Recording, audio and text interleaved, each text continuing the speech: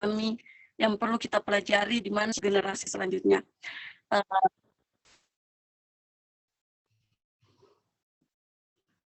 Untuk mengefisienkan waktu, langsung saja saya persilakan kepada Ayahanda Ahmad Nasir Lutfi untuk menyampaikan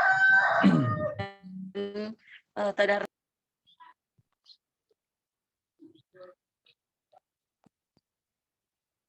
Baik, terima kasih. Assalamualaikum warahmatullahi wabarakatuh. Waalaikumsalam. Alhamdulillahirabbil alamin wassalatu wassalamu ala asyrofil anbiya wal mursalin nabiyuna Muhammadin wa ala alihi washabihi ajmain amma ba'du. Rabbi shrah li sadri wa yassir li amri wahlul 'uqdatam min lisani yafqahu qawli. Rabbi zidni ilman warzuqni fahma waj'alni minas sholihin. Amma ba'du. Terima kasih kepada Mbak Susi ya sebagai moderator yang saat ini sedang di Kendari ya kalau tidak salah. Iya, ya.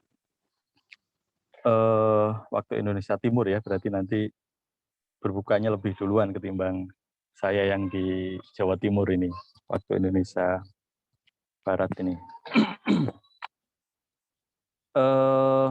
Terima kasih teman-teman sekalian, kita akan melanjutkan pertemuan yang kelima, Tadarus 40 hadis hijau, dan ini merupakan pertemuan yang terakhir ya insya Allah, karena 4 pertemuan sebelumnya kita sudah membahas tema mengenai air, tanaman, hewan, dan pada tanggal 22 April kemarin kita selenggarakan secara offline tatap muka bertepatan dengan peringatan Hari Bumi Sedunia kita rayakan bersama-sama di Yogyakarta, tepatnya di Nanggulan, Kulon Progo.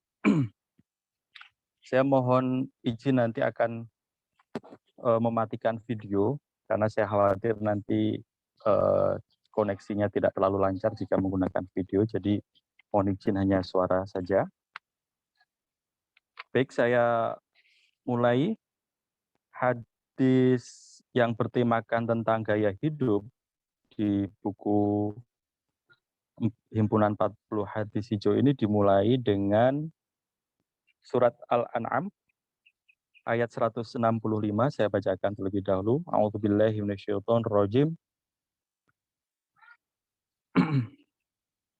Wa huwallazi ja'alakum khalaifal ardi wa rafa'a ba'dakum fawqa ba'din darajatil liyabluwakum fima atakum. Inna rabbaka sari'ul iqab wa innahu laghafurur rahim.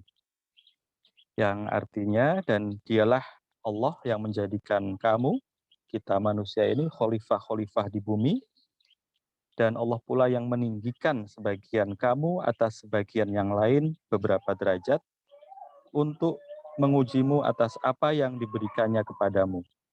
Sesungguhnya Tuhanmu amat cepat siksanya, dan sesungguhnya Dia Maha Pengampun lagi Maha Penyayang.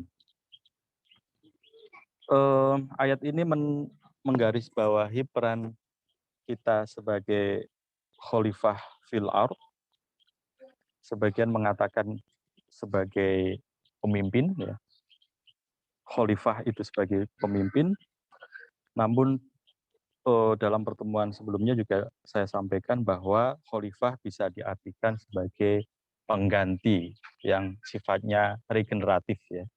Sehingga ketika kita menyadari bumi ini bukan hanya pemilik pada generasi sekarang, tapi juga sekaligus adalah nantinya dimiliki oleh generasi-generasi berikutnya, maka disitulah peran kekhalifahan, yakni manusia pewaris dari bumi secara regeneratif.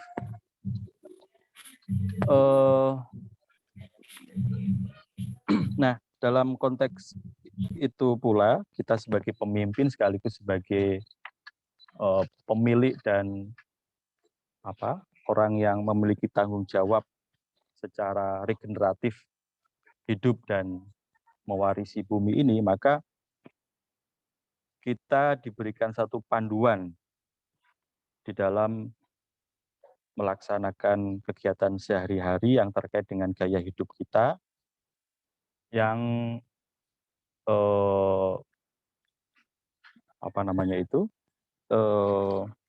gaya hidup yang bersifat melestarikan lingkungan sekaligus menegakkan keadilan di muka bumi ini.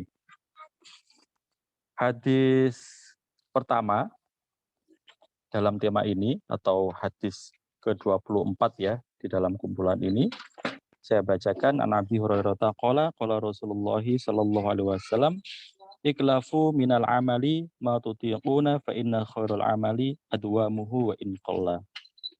Diriwayatkan dari Abu Hurairah bahwa Rasulullah Muhammad sallallahu alaihi wasallam bersabda, bebanilah dirimu dengan amal baik semampumu, sebab sebaik-baik amal adalah pelaksanaannya secara langgeng atau adwamuhu, dawam, terus menerus meskipun sedikit. Jadi gaya hidup yang baik itu dilaksanakan secara langgeng terus menerus meskipun sedikit, itu tentu lebih baik daripada misalnya dilaksanakan secara penuh semangat tapi kemudian di dalam perjalanannya motivasinya menurun dan akhirnya terlupakan atau meninggalkan. Jadi untuk amal-amal baik kita disarankan untuk realistis ya,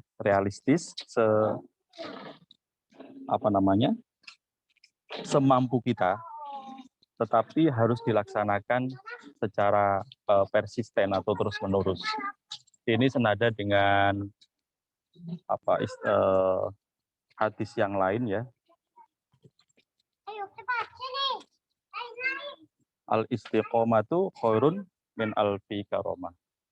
Bahwa istiqomah itu lebih baik daripada karomah. Artinya istiqomah melakukan kegiatan yang baik di dalam melestarikan bumi ini itu lebih baik daripada karomah.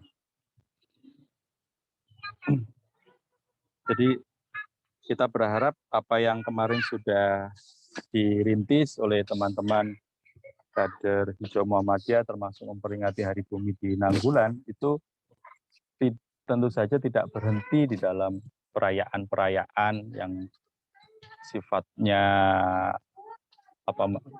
terjadwal di dalam beberapa peringatan 1 tahun itu, tapi dia menjadi gaya hidup kita sehari-hari.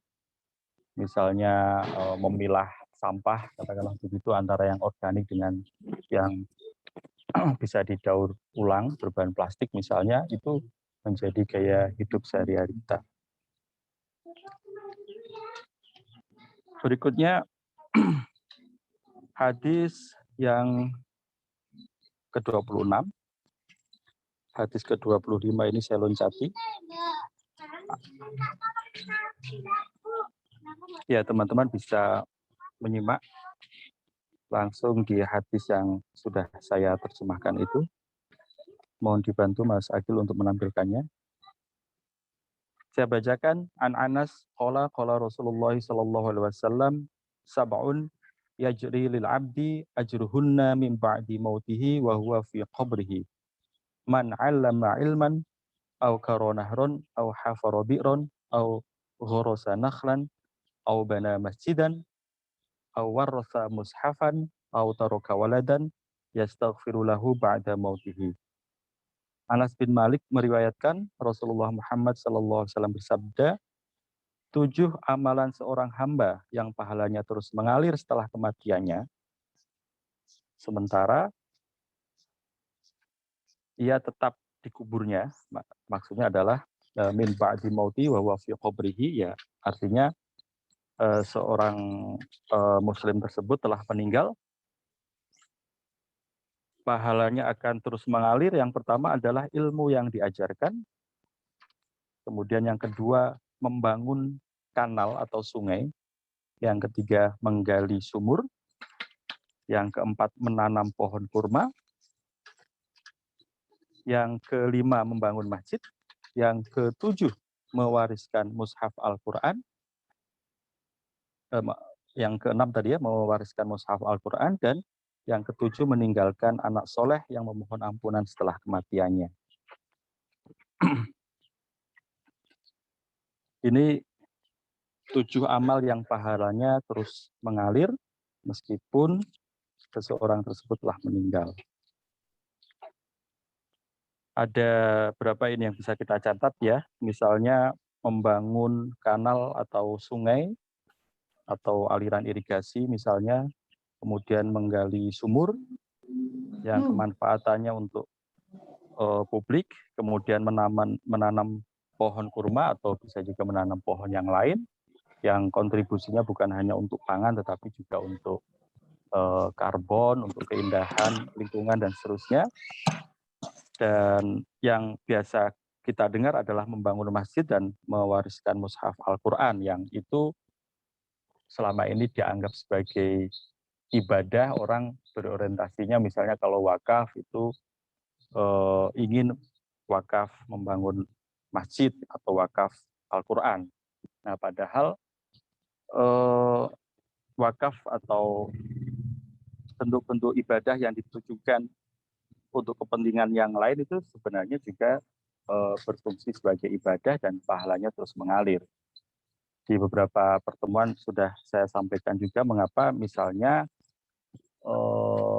wakaf tanah yang selama ini sudah dikenal itu tidak dicoba untuk diperuntukkan ya, di dalam ikrar wakafnya itu dinyatakan diperuntukkan untuk pertanian, untuk hutan, untuk hutan kota ya, dibangun ya ditanami pohon dan seterusnya. Nah, itu bisa kita coba ya.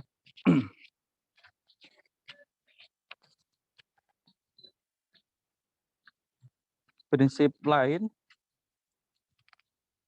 dijelaskan juga di dalam hadis yang nomor 27 An Ubadah ibni As-Samit anna Rasulullah sallallahu alaihi wasallam qadha alla darara wala dirara. Diriwayatkan dari Ubadah bin Al-Samit bahwa Rasulullah Muhammad sallallahu alaihi wasallam mengeluarkan keputusan, janganlah kalian bertindak yang menyebabkan kerusakan atau bahaya bagi pihak lain, dororo, berbahaya pada pihak lain, wala diroro, dan jangan juga menimbulkan bahaya bagi diri sendiri. Jadi dalam kita bertindak itu selalu dipikirkan dampaknya, apakah ini membahayakan bagi pihak lain atau membahayakan pada diri sendiri. Ya. Contoh yang sering kita lihat itu adalah di dalam berkendara misalnya itu ya, itu selalu kita pikirkan apakah sikap kita di dalam berlalu lintas itu akan menimbulkan bahaya. Seringnya itu hanya memikirkan keselamatan sendiri ya, menggunakan helm, seat belt, dan seterusnya. Tetapi kita juga dituntut untuk memikirkan supaya tindakan kita itu tidak membahayakan orang lain. Tertib lalu lintas, kemudian waspada, tidak ugal-ugalan, melihat kanan kiri, dan segenap etika atau akhlak berlalu lintas itu kita perhatikan. Demikian juga di dalam konteks ekologi ya, kita selalu memikirkan apakah tindakan kita di dalam mengkonsumsi ataupun di dalam menghasilkan. Kita kan seringnya hanya berpikir mengkonsumsi apa yang masuk di dalam diri kita. Tetapi jarang sekali kita memikirkan apa yang kita keluarkan. Kalau dalam istilah Jawa, dolek pangan atau mencari penghidupan, itu yang selalu dipikirkan kan apa yang masuk di dalam diri kita. Sandang, pangan, kemudian kita menjalani kehidupan 1 tahun terus mudik ya ke kampung halaman, itu selalu memikirkan cari penghidupan, ya kemudian bisa dibawa pulang ke kampung. Itu yang terbayang adalah apa yang masuk di dalam diri kita. Tetapi jarang sekali kita memikirkan apa yang keluar dari diri kita, ya sampah, apa yang tersisa dari apa yang kita konsumsi itu. Nah, di situ kita selalu memikirkan la dororo wala ziroro. Jangan membahayakan orang lain dan jangan membahayakan diri sendiri. Hadis berikutnya ini mengenai kerjasama dalam sumber daya publik atau the commons ya, di dalam kajian lingkungan atau dalam kajian sumber daya alam ini sering dikenal sebagai the commons. An Abi Khidashin anna Nabiyya sallallahu alaihi wasallam qala al-muslimuna syuruka'un fi thalathin fil kala wal ma' wan nar. Abu Hidas meriwayatkan bahwa Nabi Muhammad sallallahu alaihi wasallam berkata, orang-orang muslim bersekutu dalam 3 hal. Yang pertama adalah padang rumput, yang kedua air, dan yang ketiga adalah api atau sumber energi. Jadi kita diberi panduan di dalam mengelola sumber daya publik atau the commons, sumber-sumber daya alam kita itu haruslah berbagi akses. Ya, syurokaun bisa kita artikan berbagi akses atau bersyarikat atau bekerja sama. Jadi yang lebih tepat memang dikelola secara kooperatif ya, bukan dikelola oleh korporasi. Dan ini sesuai sekali dengan konstitusi kita ya. Dalam pasal 33 itu dinyatakan bahwa sumber-sumber daya alam yang bumi, tanah, air ya, yang terkait dengan hajat hidup orang banyak itu dikelola oleh negara ya. Negara sebagai representasi rakyat secara umum, dan disitulah dikelola secara kooperatif, berbagi akses. Tidak boleh negara mengalokasikan hanya pada kepentingan segelintir orang, memberikan hak atau memberikan izin monopoli misalnya kepada perusahaan tertentu untuk mengelola air, mengelola energi ya.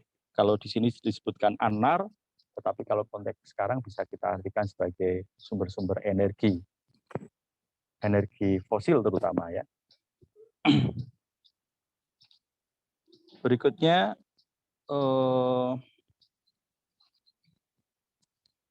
hadis 29 ini saya baca terlebih dahulu. Coba kita lihat hadis ke-32 ya. Nanti baru ke 29.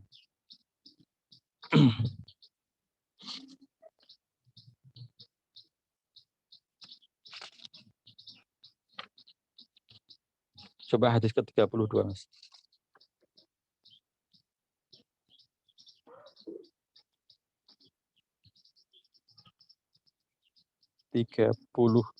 Nah ini 1 untuk 2. Ini ajaran agar kita ini tidak terlalu mengkonsumsi terlalu banyak ya, mencukupkan diri, bagian dari hidup sederhana ini. Hadis 32, haddatsana Qutaibah bin Sa'id wa Utsman bin Abi Syaibah qala haddatsana Jarir anil A'mash an Abi Sufyan an Jabir anin Nabi sallallahu alaihi wasallam qala tu'amur rajuli yakfi rajulaini wa tu'amu rajulaini yakfi arba'atan wa tu'amu arba'atin yakfi samaniyatan. Jabir meriwayatkan bahwa Rasulullah Muhammad SAW bersabda, makanan untuk 1 orang cukup untuk 2 orang, makanan untuk 2 orang cukup untuk 4 orang, dan makanan untuk 4 orang cukup untuk 8 orang. Jadi Ini terkonfirmasi secara empiris sebetulnya ya. Kalau kita menyiapkan makanan yang sepertinya mata kita ini lebih lebih luas ya, atau lebih besar daripada kemampuan perut kita, sehingga seakan-akan apa yang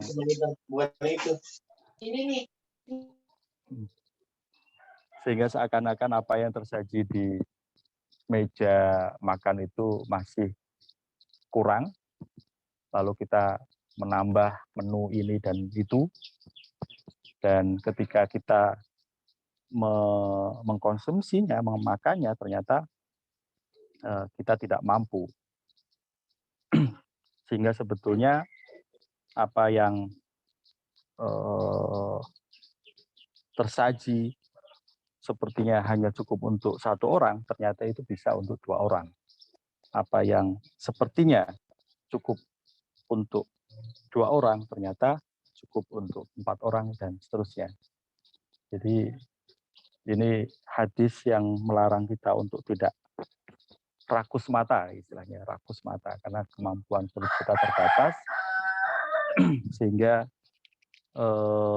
kita diajarkan untuk mencukupkan diri, dan yang lebih baik tentu saja adalah membagikannya kepada orang lain, karena ternyata apa yang tersaji itu bisa cukup untuk 2, 4, 8, dan seterusnya. Nah, oleh sebab itu, kita kembali hadis ke-29. Ini cocok sekali ini ya, dibaca di jam-jam menjelang berbuka nanti ya, supaya nanti kita perhatikan makanan kita ya, apakah berlebihan atau kita sudah mempraktekkan gaya hidup sederhana tersebut. Hadis ke-29,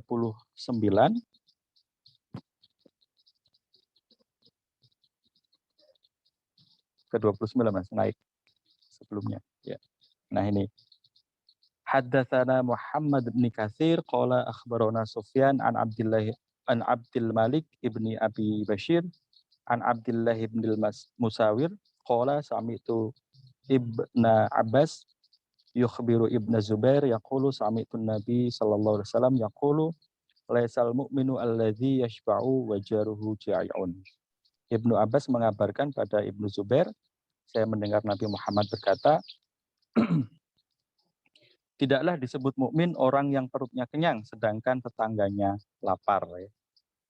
Jadi setelah kita tadi merasa cukup dan apa yang tersaji itu sebetulnya bisa dibagi untuk saudara-saudara kita yang lain, maka kemudian kita harus memperhatikan siapa yang bisa kita bagi.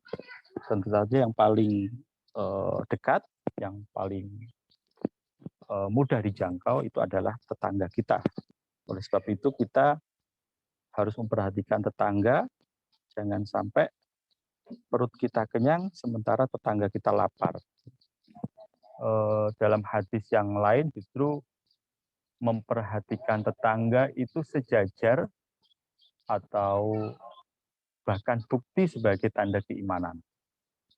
Mangkana yu'min billahi wal yaumil akhir fal yukrim jarohu, maka muliakanlah tetangganya ya. Barang siapa yang beriman kepada Allah dan yaumil akhir, maka perhatikanlah atau muliakanlah tetangga.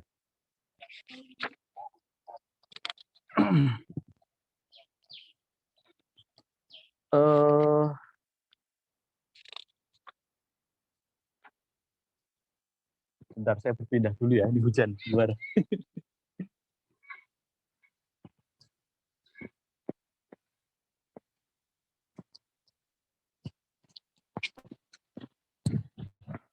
Wah.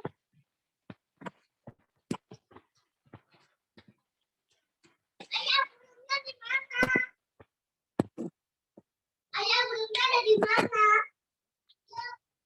Ayah bunda di mana ya? Ayah. Bentar ayah, ini dulu. Ya, bukain.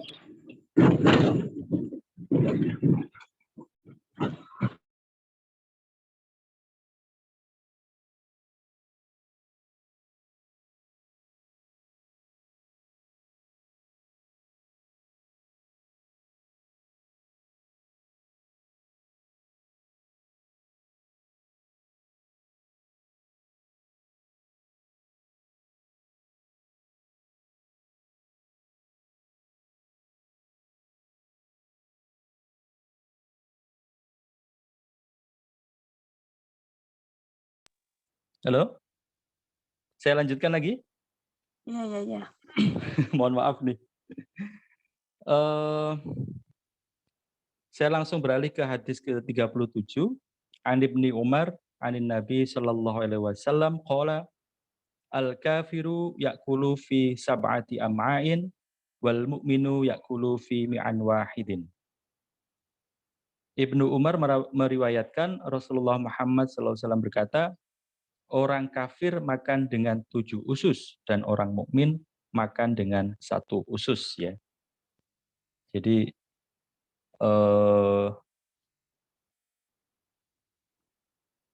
ini ternyata kita mengenal istilah baru ini ya. Tidak-tidaknya buat saya ini bahwa status kekafiran dan kemukminan itu tidak hanya semata-mata dibuktikan secara deklaratif ya dengan syahadat, tetapi juga harus diwujudkan dalam segenap diri kita ya. Termasuk di sini adalah perut kita ini juga harus muslim, harus mukmin ya. Ditandai dengan seorang mukmin itu makan dengan 1 usus ya, artinya cukup seperti yang tadi sudah sebutkan di dalam hadis-hadis sebelumnya ya. Jadi tidak terlalu rakus sampai seakan-akan usus kita itu panjangnya sampai 7 kali lipat ya. Dan jika demikian maka kemudian derajatnya turun menjadi perut orang kafir itu makan dengan 7 usus gitu.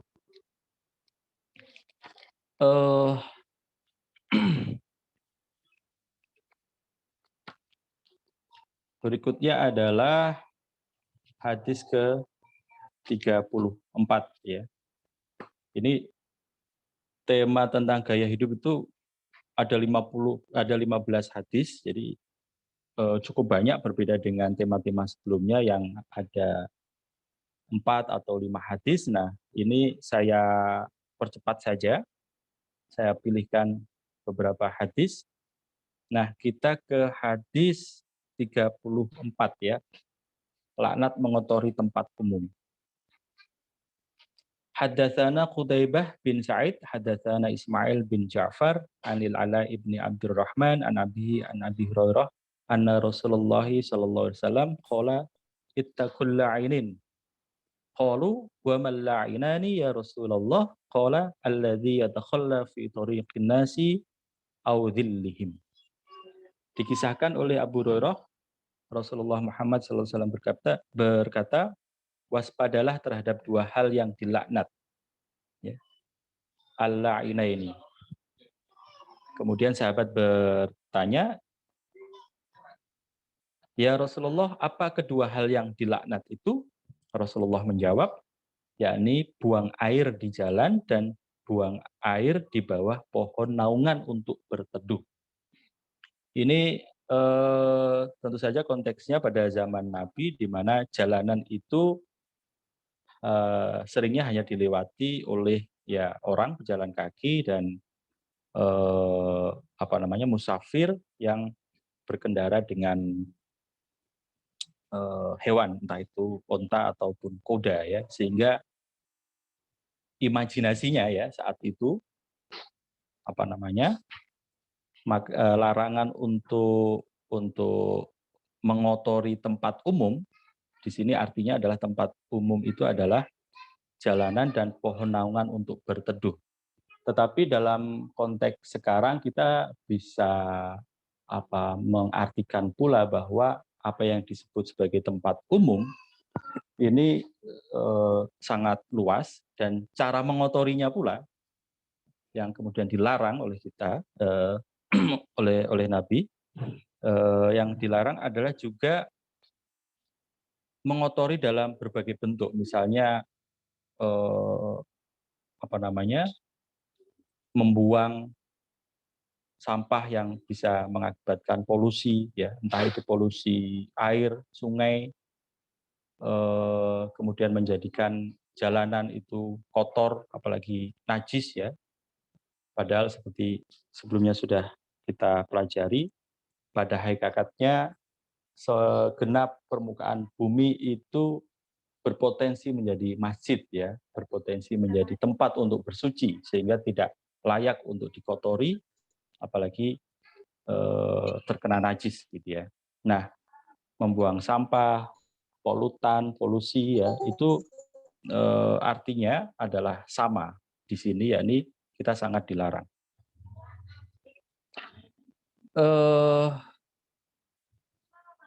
Hadis ke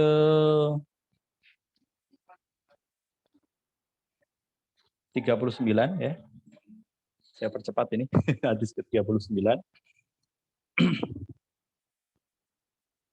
Haddatsana Musaddad, haddatsana Mu'tamir an Hamid an Anis radhiyallahu anhu qala qala Rasulullah sallallahu alaihi wasallam unsur akhaka dzaliman aw madluman.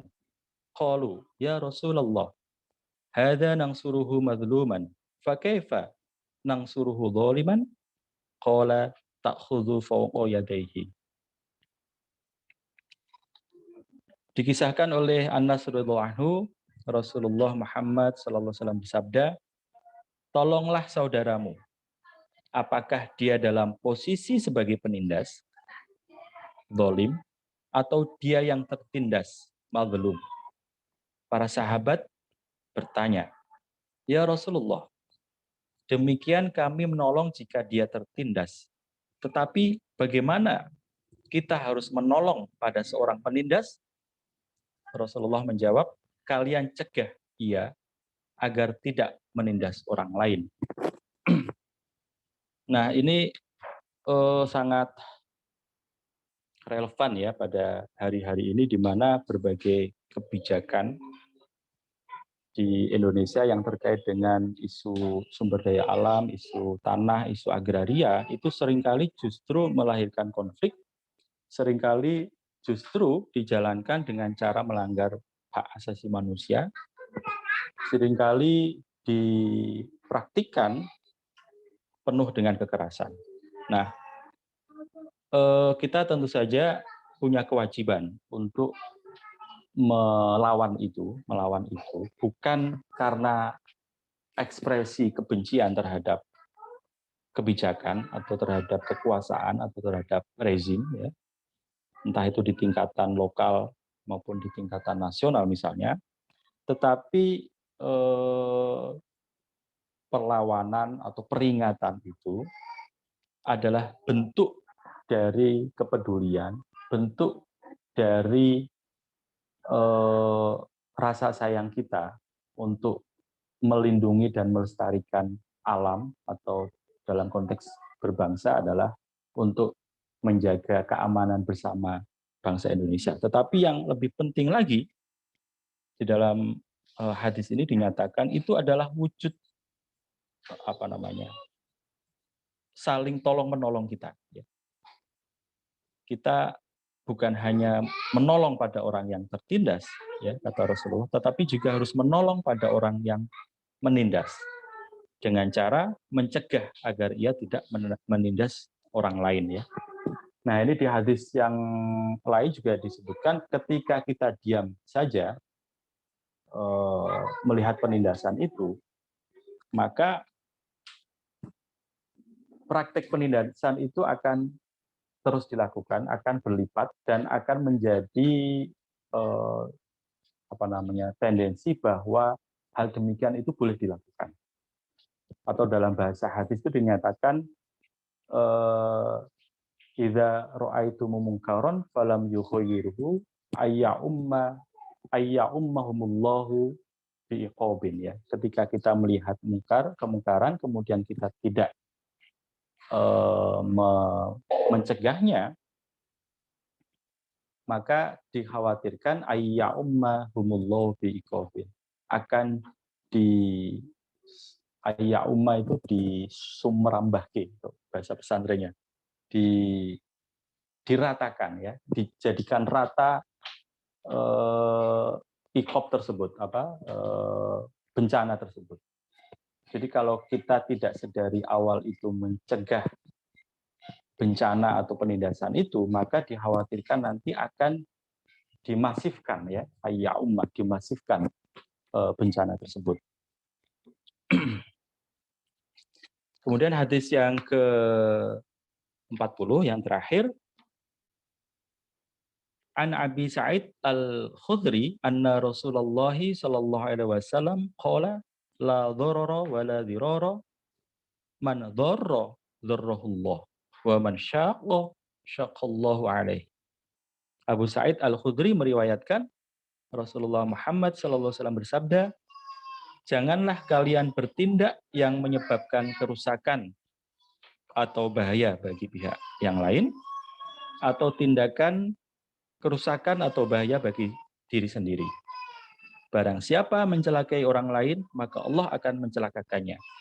Barang siapa yang keras terhadap orang lain, maka Allah akan keras pula kepadanya.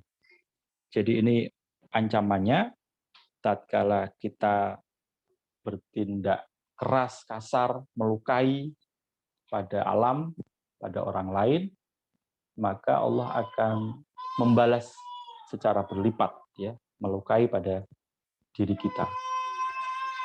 Seperti halnya alam itu dirusak, maka dia akan memberikan dampak atau efek balik yang lebih dahsyat pada manusia dan segenap makhluk yang ada di bumi ini. Demikian yang bisa saya sampaikan, kurang lebihnya mohon maaf. Saya kembalikan kepada Mbak Susi sebagai moderator. Wassalamualaikum warahmatullahi wabarakatuh. Oke, baik. Terima kasih kepada Ayahanda Ahmad Nahsi Lutfi telah menyampaikan materi kajian kita pada hari ini, mulai dari hadis ke-24 sampai hadis ke-40 terkait tentang gaya hidup, di mana standar dan tujuan hidup kita itu sangat menentukan gaya hidup, dan Islam juga sangat mengajarkan tentang kesederhanaan, hubungan kita dengan manusia, dan hubungan kita dengan alam. Baik, mungkin saya buka sesi diskusi. Bagi teman-teman para hadirin tadarus pada kali ini, mungkin ada hal yang kurang dimengerti atau ingin dipertanyakan, saya persilakan.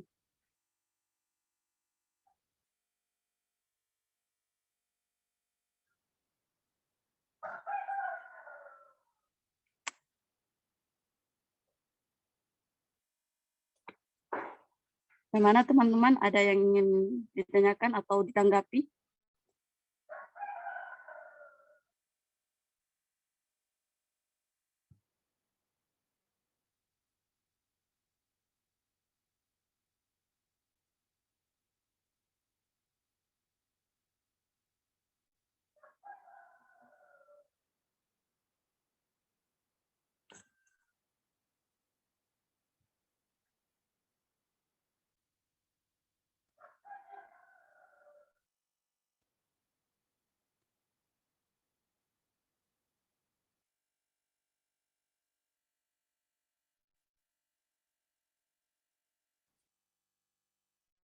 Oke, Dr. Bintari, saya persilakan.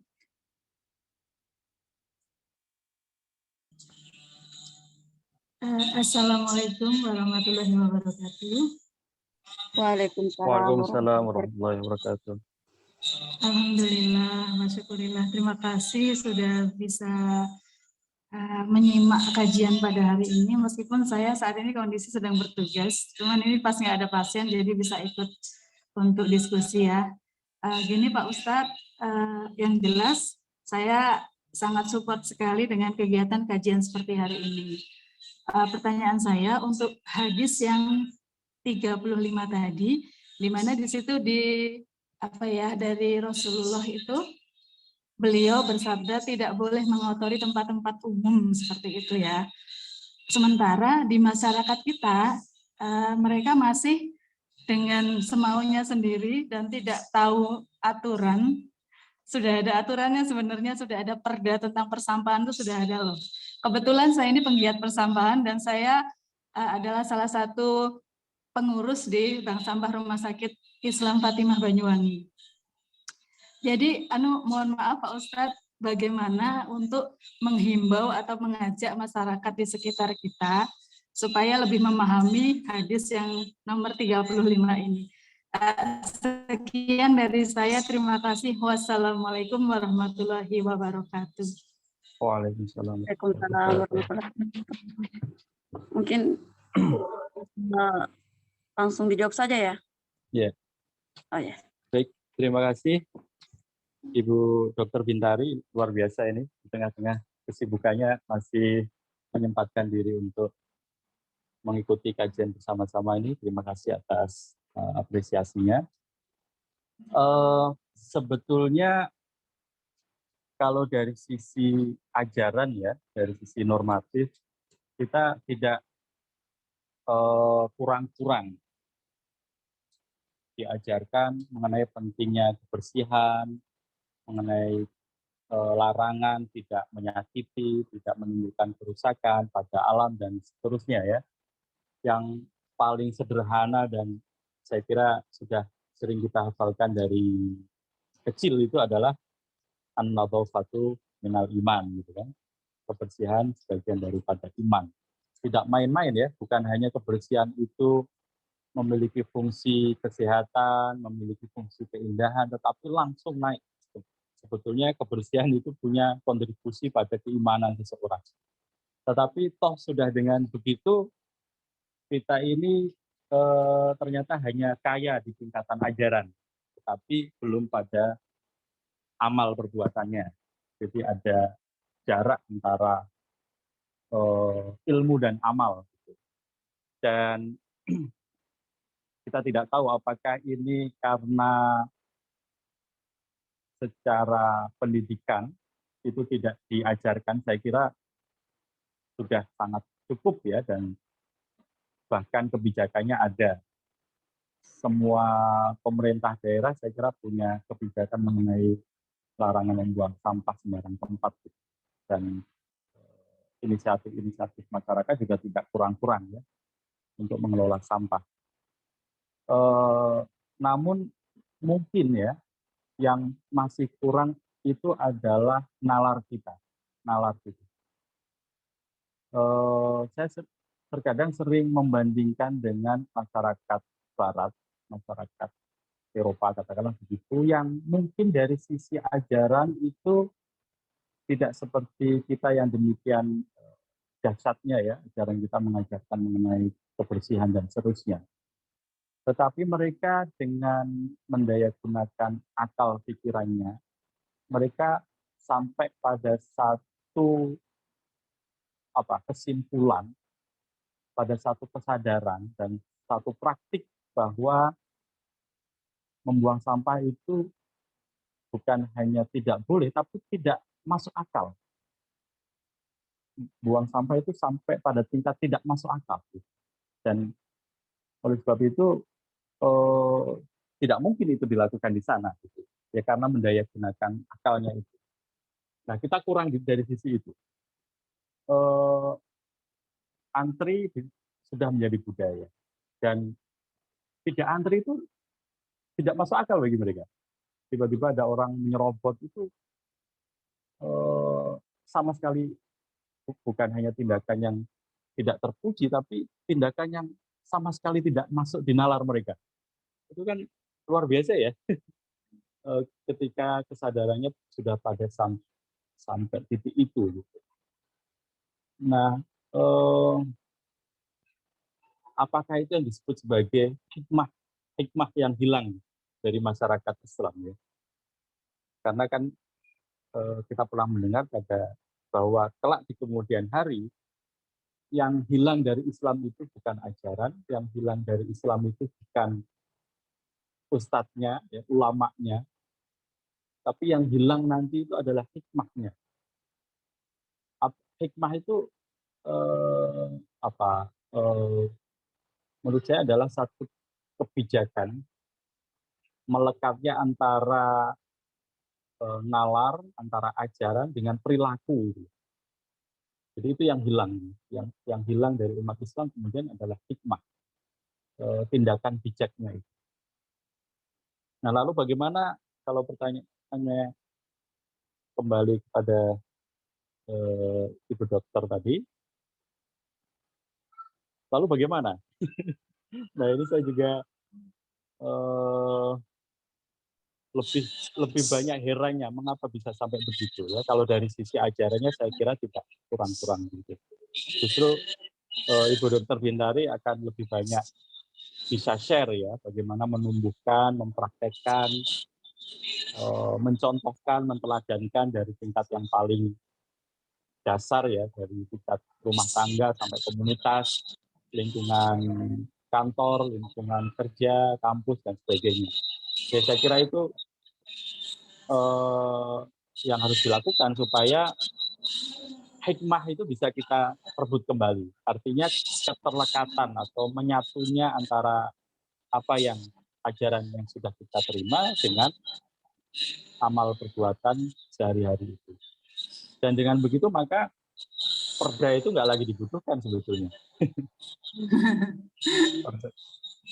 Ya, Ya. saya kira itu yang bisa saya respon, Bu Dr. Bintari. Oh ya, mungkin ini Pak Ustadz lebih membumikan Quran dan hadis. Jadi bukan cuma indah di ajaran aja, tapi juga indah untuk dilaksanakan. Gitu ya Pak ya kayaknya ya. Mohon maaf terputus-putus, Bu. Eh, Nggak tahu ini untuk lebih jaringan. membumikan. Iya, maaf ini sinyalnya agak Oh ya. agak untuk lebih membumikan Quran dan hadis. Jadi tidak hanya indah untuk dipelajari, Iya, tapi betul. juga indah dan Diamalkan. menyenangkan untuk dilaksanakan, gitu ya Pak ya? Iya, saya kira itu kuncinya. Karena orang lain itu kan tidak melihat Muslim dari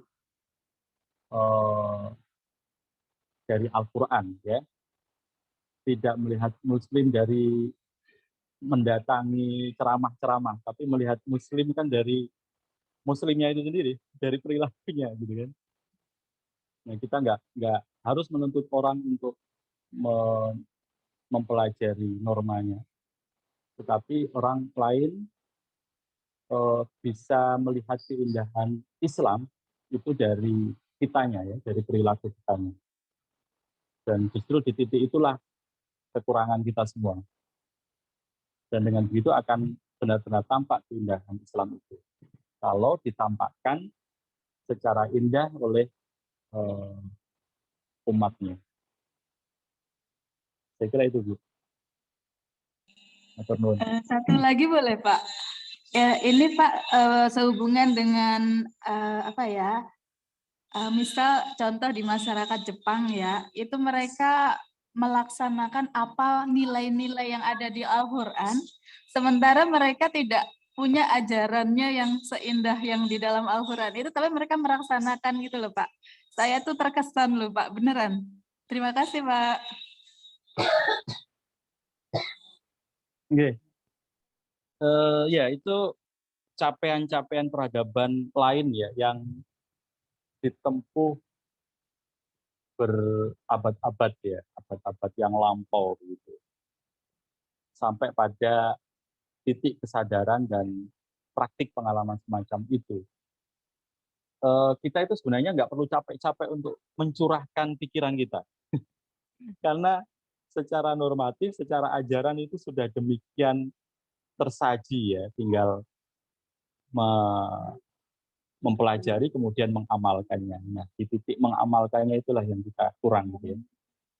Anda atau kita bisa bayangkan misalnya peradaban Jepang ya, entah itu yang diinspirasi dari apa mungkin bukan agama ya, di sana apa mungkin dulu Shinto kemudian Buddha ya, atau seperti masyarakat Barat yang murni dari apa hasil produk pencerahan mereka abad ya pasca abad pertengahan begitu, tetapi itu ditemukan ya proses curah pikir mereka itu ditemukan dengan cukup lama sampai pada titik ini.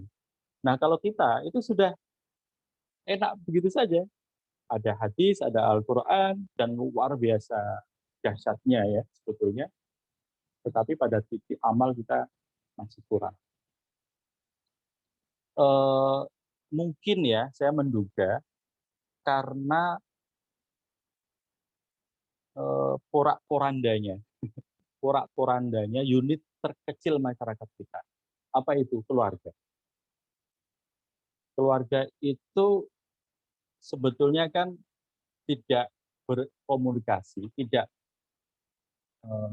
berinteraksi dengan deduktif ya, dengan omongan saja, tetapi yang lebih intens dan lebih tampak justru sebenarnya adalah tindakan antara suami terhadap istri, istri terhadap suami, orang tua terhadap anak-anaknya.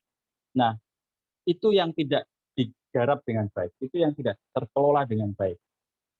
Tidak mencontohkan membuang sampah, mengkonsumsi secara tidak berlebihan, ya, itu tidak dipraktikkan sejak dini, ya. Sehingga ketika melangkah pada unit kemasyarakatan yang lebih luas, bertetangga, berkomunitas, bahkan bernegara, itu ya seperti apa yang diperoleh dari unit rumah tangganya.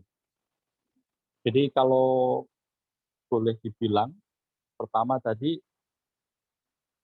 yang hilang dari umat Islam itu adalah hikmah, maka mungkin saya bisa menyimpulkan ya dari kesimpulan saya pribadi, bisa mungkin dengan tidak setuju, bahwa yang hilang dari pendidikan peradaban kita itu adalah pendidikan keluarga, karena tidak digarap dengan baik.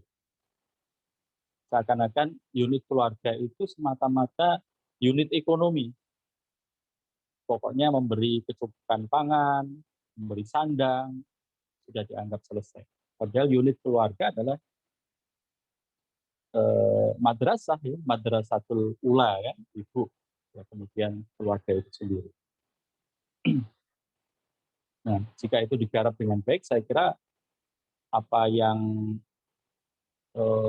terlihat di Jepang, di Jerman, di Belanda, atau di negara-negara Eropa yang lain itu bisa tampak juga di Indonesia. Sehingga ini tidak mengulang lagi yang dulu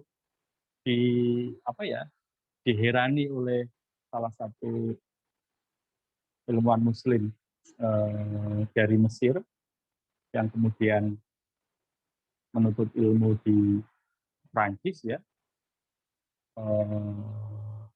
Soros, saya lupa namanya. Yang dia ketika tiba di Prancis itu bilang, saya menemukan Islam di mana-mana, nilai-nilai Islam dipraktekkan, maksudnya di negeri di mana tidak ada penduduk muslimnya. Sementara ketika dia balik ke Mesir, baru turun dari geladak kapal ke pelabuhan, dia menjumpai ada seorang pencopet yang dimasa, dikebuki. Kemudian dia bilang, dan sebaliknya saya justru tidak melihat Islam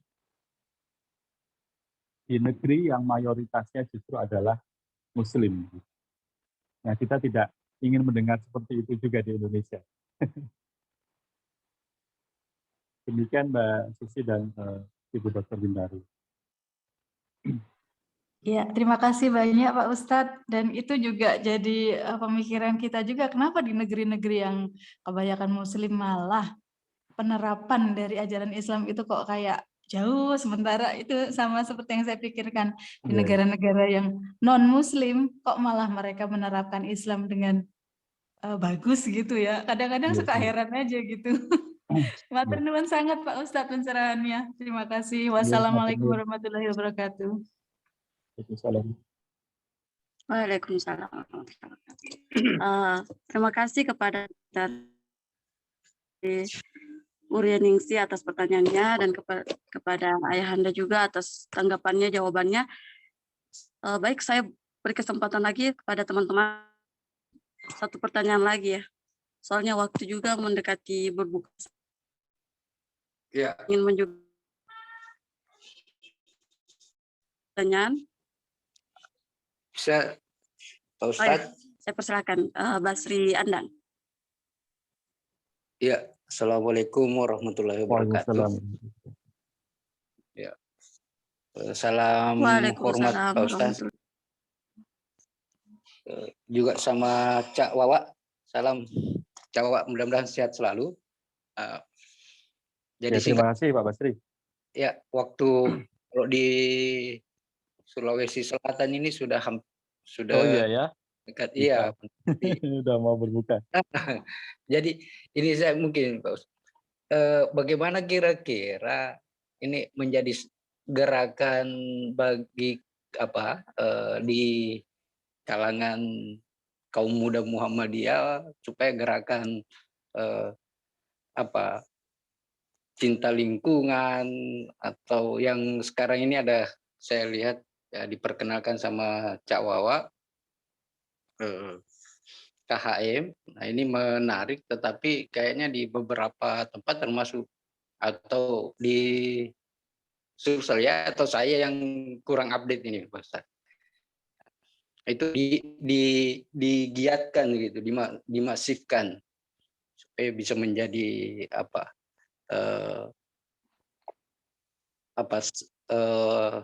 sayap atau gerak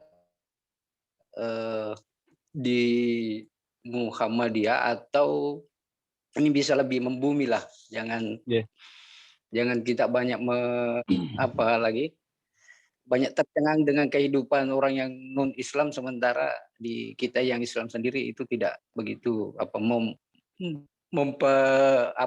tidak memperhatikan. Jadi dilihat kita dengan enaknya saja bumi kita ini. Baik. Itu Pak Basri. Nah, kemudian yang kalau dengan kearifan lokal ini, banyak masyarakat lokal sebenarnya yang lebih kalau melihat hadis-hadis yang sudah dibagi di grup itu, saya hampir melihatnya ini terinternalisasi di pribadi mereka. Ya, dia mempraktekkan itu sudah dari turun temurun, kemudian ya mungkin di banyak tempat mereka malah lebih yakin dengan 3 pendekatan, yaitu kalau mau selamat, perbaiki hubungan dengan Sang Pencipta, perbaiki hubungan dengan manusia, dan perbaiki hubungan dengan alam. Dan itu saya temukan di beberapa tempat di sini. Nah, korelasi ini dengan hadis dan Al-Quran ini kira-kira gimana? Kalau kita melihat ke pendekatan penyelamatan bumi kita atau penyelamatan lingkungan lah. Ya, sekian saja Pak. Terima kasih Pak Basri Andang ya. Langsung saya respon Pak ya. Iya. Di buku ini di bagian akhir itu sebetulnya mengharapkan kita untuk menjadikan ini memang sebagai gerakan. Setelah kita mempelajari satu demi satu hadis, kemudian menjadikan ini sebagai gerakan ya. Misalnya ini saya bacakan saja, di bagian akhir itu kita didorong untuk menceritakan ini pada teman kita, atau kalau ini mau dijadikan gerakan adalah saya terbayang misalnya teman-teman KHM ini menyiapkan kader yang bisa menjadi khotib minimal untuk khutbah-khutbah Jumat itu diisi dengan tema-tema kelestarian dan keadilan lingkungan semacam ini. Jadi kalau pertemuan di Nanggulan kemarin itu menjadi momen bertemunya para anggota KHM, lalu diidentifikasi sekian banyak orang yang memiliki kapasitas untuk menjadi khotib dan dibekali ada pelatihan khotib mengenai ini misalnya gitu. Lalu buku ini juga bisa digandakan untuk dikoleksi di perpustakaan masjid dan dijadikan kajian bersama, sekaligus di situ dibentuk tim hijau masjid ya untuk mempraktikannya. Jadi selain ajaran, saya kira juga infrastruktur, entah itu organisasi maupun ya infrastruktur yang lebih luas, kebijakan, pembiasaan dan seterusnya, dukungan dari lembaga Muhammadiyah yang lebih luas tentu saja. Lalu ya eranya sekarang kita bisa memasifkan ya kampanye atau dakwah lingkungan ini di media sosial. Dan saya sepakat dengan poin yang terakhir tadi itu bahwa kita perlu membangun persaudaraan kosmis kalau istilah saya. Kemarin juga di pertemuan di Kulon Progo itu saya sampaikan bahwa kalau pendekatan selama ini di dalam beragama itu memang sering muncul gesekan ya antar madhab saja atau antar ormas saja ya, satu dengan yang lain itu ada perbedaan. Karena isunya mungkin juga sifatnya parsial gitu. Tetapi mengapa kita tidak masuk di dalam isu lingkungan, isu bumi, isu planet sebagai tempat rumah tinggal kita bersama ini untuk menjalin satu persaudaraan kosmis ya, termasuk adalah dengan kalau istilah jenengan tadi masyarakat adat atau masyarakat yang mempraktekkan kearifan lokal ya. Yang itu mereka justru sudah mengamalkan nilai-nilai Islam tanpa dengan label Islam ya. Nah, sayangnya kita seringkali berhenti di tingkatan simbolnya, yang penting simbolnya Islam. Nah, padahal mereka ini ya kalau di kelompok lain mungkin itu sudah mengatakan Islam lokal gitu ya, praktek Islam lokal. Tapi kan mungkin sebagian tidak menyetujui itu ya. Jadi di Jogja misalnya ada yang mengatakan Jawa itu ya Islam gitu, karena Jawa mempraktekkan begini yang ternyata itu semua nilainya adalah nilai-nilai yang sesuai dengan ajaran Al-Quran dan As-Sunnah gitu. Jadi ini juga menjadi tantangan atau PR teman-teman di KHM di berbagai daerah untuk memudahkan gerak ya dan juga memasifkan gerakan itu bekerja sama dengan saudara-saudara kita yang lain ya, masyarakat adat, masyarakat lokal, organisasi masyarakat yang lain yang kalau menggunakan istilah itu kalimatun sawaknya ya, titik temunya itu adalah pada kelestarian dan keadilan lingkungan. Yang ketika ini bumi ini lestari, bumi ini layak ditinggali dengan sehat, dengan nyaman, maka kemudian kita akan nyaman juga beribadah di atasnya. Jadi tujuannya itu supaya kita bumi ini lestari, dijalin persaudaraan kosmis ya, persaudaraan yang menjaga kosmik ini untuk sehat, yang dengan begitu kita bisa beribadah dengan nyaman, dengan sehat, bumi menjadi masjid, bumi menjadi suci gitu. Jadi ada nilai tauhidnya di situ. Saya kira itu yang bisa saya respon, Pak Basri. Iya, terima kasih Ustadz. Saya terkesan dengan persaudaraan kosmis itu. Menarik. Terima kasih. Ini Sama-sama, banyak Pak Basri. dapat tambahan pengetahuan. Baik, terima kasih kepada Bapak Basri Andang atas dan terima kasih juga atas jawabannya, Nasir. Mungkin kita cukupi dulu ya kajian kita pada hari ini karena di Kendari sudah waktunya berbuka. Iya, Bisa bagus sih. closing.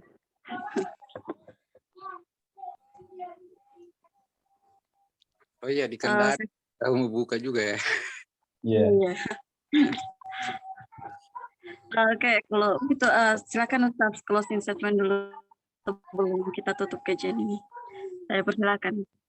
Baik, terima kasih Mbak Susi Bapak Ibu dan teman-teman sekalian yang hadir pada sore hari ini, karena ini merupakan pertemuan terakhir ya dari rangkaian tadarus kita mempelajari himpunan 40 hadis mengenai kelestarian dan keadilan lingkungan. Saya mengucapkan terima kasih sebesar-besarnya, terutama pada KHM atas inisiatifnya yang luar biasa ini, mengundang saya untuk bisa belajar bersama-sama dan bertemu dengan Bapak Ibu dan teman-teman sekalian.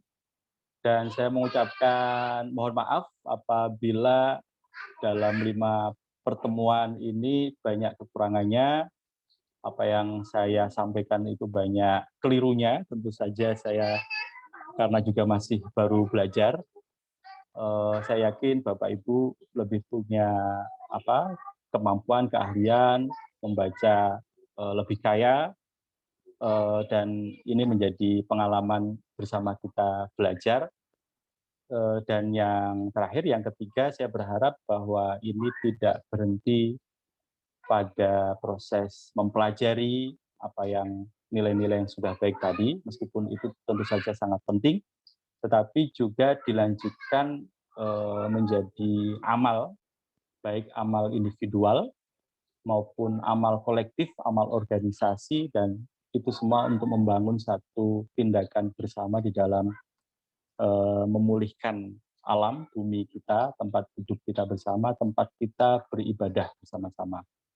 Sekali lagi, terima kasih. Wassalamualaikum warahmatullahi wabarakatuh. Waalaikumsalam warahmatullahi wabarakatuh. Baik, terima kasih kepada Ustaz Ahmad Nahli Lutfi atas ilmunya. Semoga bisa menjadi amal dan bermanfaat bagi kita semua. Amin. Dan dapat kita praktekkan dalam kehidupan kita sehari-hari. Mungkin itu saja kajian kita saat ini. Dan lebihnya mohon dimaafkan. Billahi fisabilil haq, fastabiqul khairat. Wassalamualaikum warahmatullahi wabarakatuh. Waalaikumsalam warahmatullahi wabarakatuh. Waalaikumsalam warahmatullahi wabarakatuh.